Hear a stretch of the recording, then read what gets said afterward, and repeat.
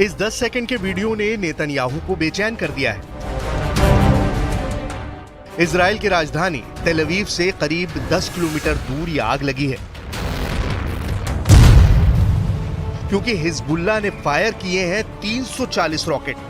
हमला तेल अवीव पर हुआ, हमला हाइफा पर हुआ, हमला अशदोद समेत कई और इलाकों पर हुआ।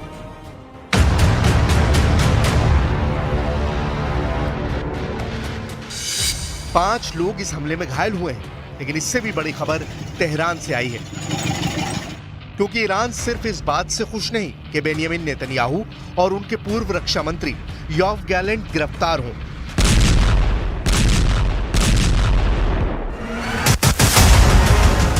ईरान के सुप्रीम लीडर खामनेई ने बहुत बड़ी डिमांड दुनिया के सामने रख दी है। खामनेई ने कहा है कि बेंयामिन नेतन्याहू को फांसी पर लटका देना चाहिए, इससे कम कुछ भी मंजूर नहीं होगा। दुश्मन در غزه پیروز نشده، دشمن در لبنان پیروز نشده، دشمن در غزه و لبنان پیروز نخواهد شد।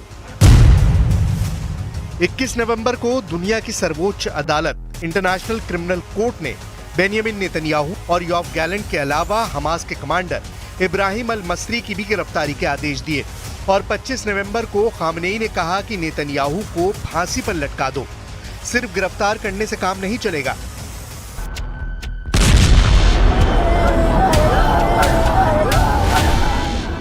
नेतन्याहू के खिलाफ वारंट निकलने के बाद खामनेई के तेवर बहुत सख्त हो गए हैं। खामनेई के कैंप से अब एक और वार्निंग इजराइल और अमेरिका पहुंची है। ये खबर देखिए जिसने नेतन्याहू कैंप में बेचैनी बढ़ा दी है। इस खबर के बाद अब आगे क्या होने वाला है? ये खबर ईरान से लेकर अमेरिका तक छप चुकी है और इसी खबर ने इजराइल में नया अलर्ट जारी कर दिया है। ईरान वाली वार्निंग खामनेई के बहुत ही भरोसेमंद शख्स की तरफ से आई है। सुप्रीम लीडर अली खामनेई के सलाहकार अली लारिजानी ने कहा है कि ईरान इजराइल को 26 अक्टूबर वाले हमले का जवाब देने की तैयारी कर रहा है। नेतन्याहू को लग रहा है कि जिस तरह हिजबुल्लाह के रॉकेट तेल अवीव और आसपास बरसे, अब यही हाल ईरान के मिसाइल उनके शहरों का करने वाली है। यही वजह है कि इजराइल की कैपिटल तेल अवीव, इजराइल का दूसरा सबसे बड़ा शहर और पोर्ट सिटी हाइफा, इजराइल का तीसरा सबसे बड़ा शहर अश्केलॉन, इजराइल का सबसे बड़ा बंदरगाह अशदोद, इजराइल का सबसे खतरनाक मिलिट्री बेस नेवतिम, नेगेव के रेगिस्तान में सबसे बड़ा शहर बीरशेबा। इन्हें मिलाकर इस वक्त इजराइल के 25 शहरों में ऐसा अलर्ट है। एक ऐसी घड़ी टिक टिक कर रही है जिसमें हमले वाले अलार्म की घंटी नहीं बजेगी। इस घड़ी का कंट्रोल ईरान के पास है।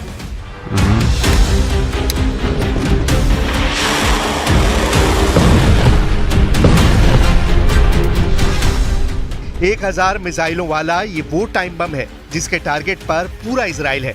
1 अक्टूबर जैसा हमला दोबारा किसी भी वक्त हो सकता है। ये बात नेतन्याहू और उनके वॉर कैबिनेट को मालूम है, क्योंकि ईरान में 3 लेवल पर फैसला हो चुका है। पहला लेवल यानी सबसे बड़ा इशारा ईरान के सुप्रीम लीडर अली खामनेई से मिला।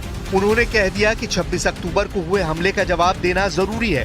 दूसरा लेवल यानी सरकार के स्तर पर ईरान के राष्ट्रपति मसूद पेजिशकियान ने कह दिया कि ईरान अब इजराइल से बदला जरूर लेगा। और तीसरा लेवल यानी ईरान की सेना, रेवोल्यूशनरी गार्ड्स के बड़े कमांडर हुसैन सलामी ने कह दिया है कि इजराइल को सजा जरूर मिलेगी।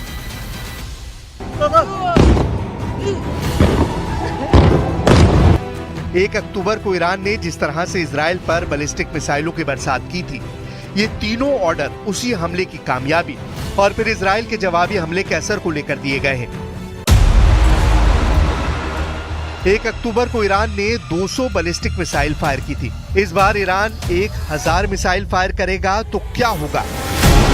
ये बात इजराइल से ज्यादा अमेरिका को परेशान कर रही है, क्योंकि युद्ध बढ़ा तो खाड़ी में अमेरिका के अड्डे ईरान के सॉफ्ट टारगेट बन सकते हैं, क्योंकि गाजा में जारी ऑपरेशन में अमेरिका इजराइल के साथ खड़ा रहा है। دشمن در لبنان پیروز نشده. دشمن در غزه و لبنان پیروز نخواهد شد. बहुत साफ है कि ईरान में हर लेवल पर यह बात पक्की हो चुकी है कि अब इजराइल पर काउंटर अटैक उसकी जिम्मेदारी बन चुकी है। लेकिन क्या ये इतना आसान होगा? आखिर ईरान और इजराइल के बीच में सबसे बड़ा युद्ध होने जा रहा है। क्या इजराइल पर ईरान का हमला आज ही होने वाला है? क्या ईरान का बदला लेने वाला हथियार एक्टिव हो चुका है? इस वक्त इजराइल और अमेरिका दोनों ईरान में होने वाली हर हरकत पर नजर रख रहे हैं। उनकी टेंशन बढ़ गई है। अब अमेरिका भी परेशान है कि ईरान ने इजराइल पर तीसरी बार हमला किया तो उसके पास भी युद्ध में शामिल होने के अलावा कोई रास्ता नहीं बचेगा। जबकि ट्रंप कह चुके हैं कि वो युद्ध खत्म करेंगे। लेकिन दूसरा सच ये है कि गजा और लेबनान में अब भी इजराइल की बमबारी नॉन स्टॉप चल रही है। लेबनान में इजराइल और हिजबुल्लाह के युद्ध का अब तक का रिजल्ट देख लीजिए। लेबनान में 3,600 से ज्यादा लोग मारे जा चुके हैं, 15,000 से ज्यादा घायल हैं। इजराइल के 110 सैनिक और करीब 25 नागरिक मारे गए हैं। लेबनान में करीब 12 लाख की आबादी बेघर हो चुकी है। उत्तरी इजराइल में 60,000 लोग अपने घर खाली करके दक्षिण की तरफ जा चुके हैं। सुप्रीम लीडर अली खामनेई के सलाहकार अली लारिजानी ने लेबनान को लेकर क्या बात कही है, ये बात भी इजराइल के लिए एक बड़ी चेतावनी की तरह है। در همه شرایط پشتیبان ملت لبنان و مسئولین لبنانی است. إن الجمهورية الإسلامية الإيرانية ستقف إلى جانب الجمهورية اللبنانية حكومة وشعبا. लेबनान और गजा में बमबारी से अब तक करीब 48,000 लोगों की मौत हो चुकी है। अब नेतन्याहू अपने पुराने मिशन यानी टारगेट ईरान की तरफ कूच करना चाहते हैं। इजराइल के रक्षा मंत्री इजराइल काट्स क्या कह चुके हैं, ये खामनेई को भी समझना होगा।